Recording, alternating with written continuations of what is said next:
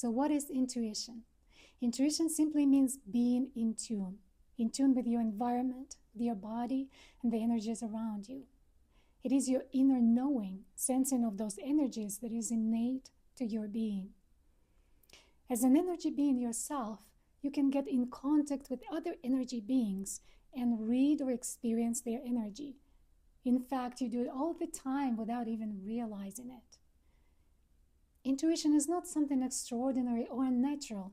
It is a natural ability of every living thing. You cannot be out of tune.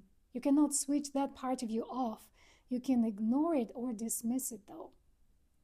In the Western world, intuition is largely suppressed and dismissed as something non-rational or logical, hence not quite valid.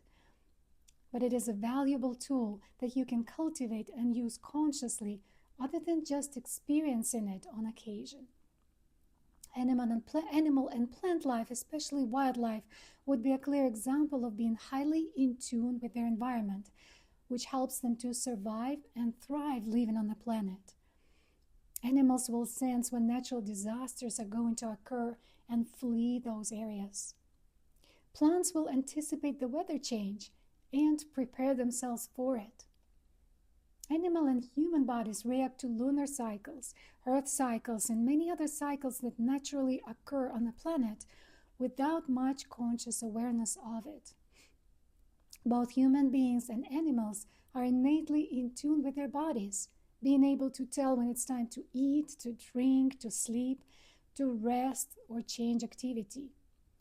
Human beings can suppress those instincts and not act on them or delay acting on them.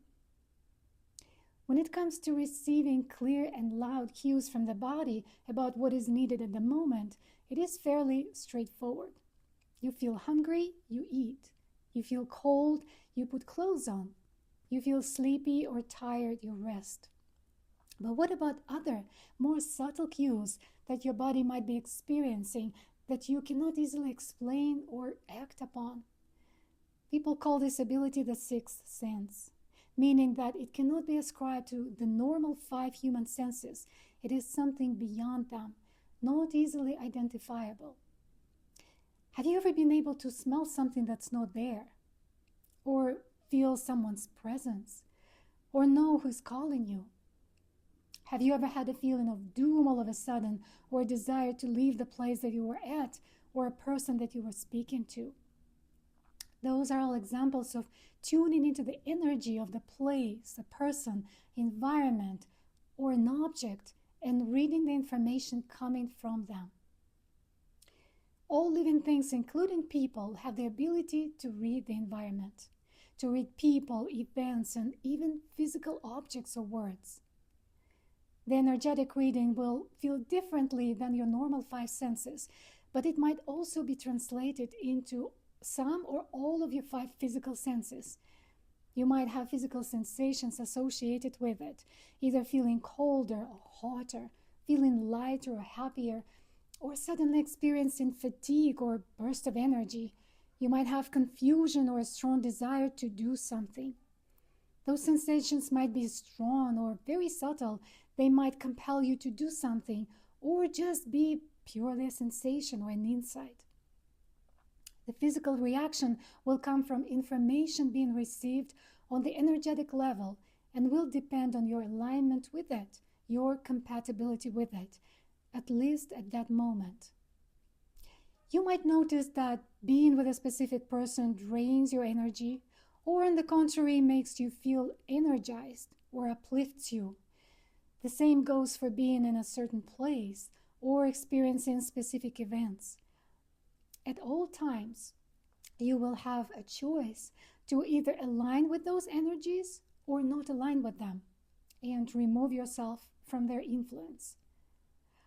At times, though, you might choose to stay within those energies and patterns that are not quite compatible with you to help transform them and learn something from experiencing them. This is an individual choice, and although sometimes it might be not a conscious choice, sometimes it might be an unconscious one, and your compelling desire to stay and have that experience, or seeming inability to leave will be an indication of that choice.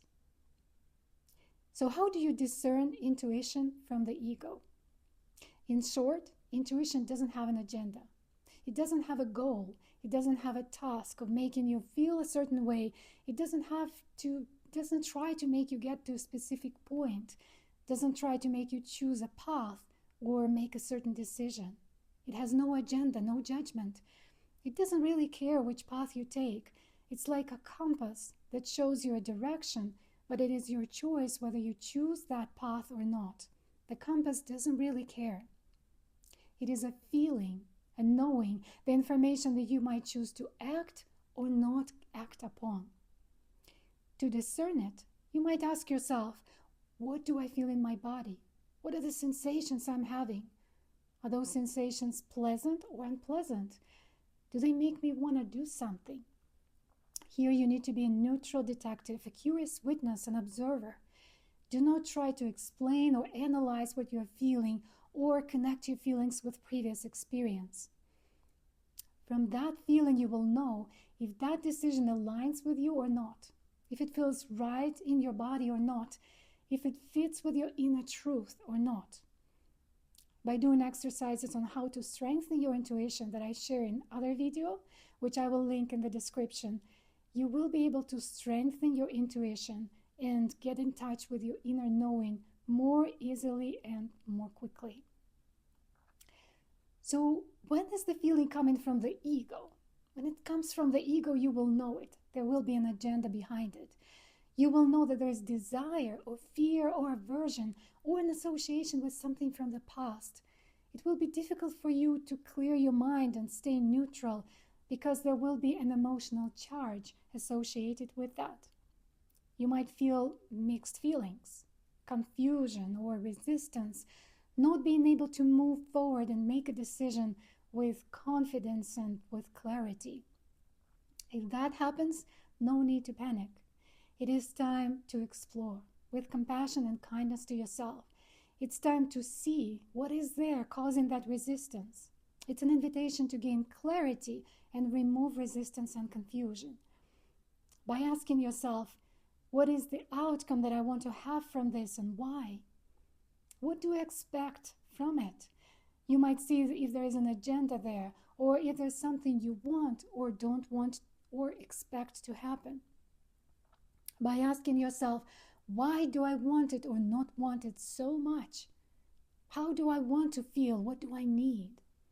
That will help you understand your desire or aversion more clearly and have more clarity. By asking yourself, does it remind me of an event or a place or a person or a situation from the past? You might see if it's coming from the association from something that you experienced in the past. Getting to know yourself, your desires and your fears is very important. By getting to know your desires and your fears, you will be able to make a more conscious choice.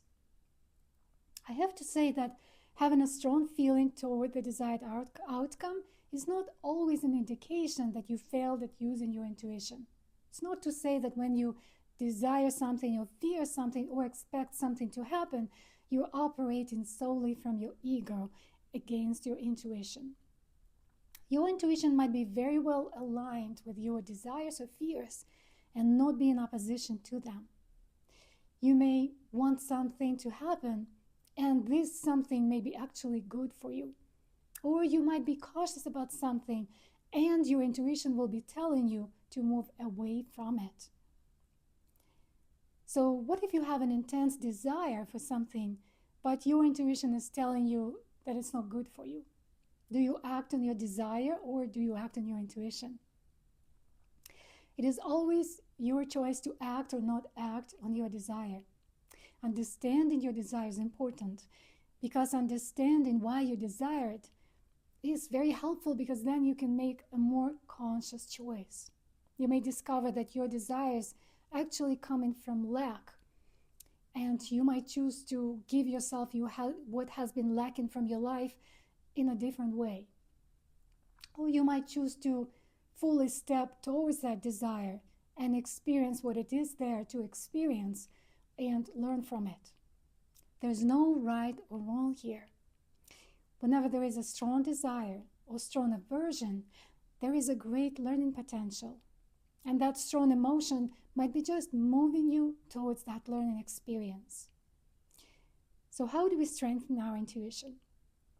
By practicing it over and over again, not just when you need to make a decision, but at other times too. It is like strengthening any muscle. If you just use it on occasion, it will not be very strong. The more you use it, the more trust that you gain. And the more trust you gain, the more you want to use it in all areas of your life. If you want to learn more about the exercises, how to strengthen your intuition, watch my other video on exercises, how to strengthen your intuition, link below this video. Thank you and see you later.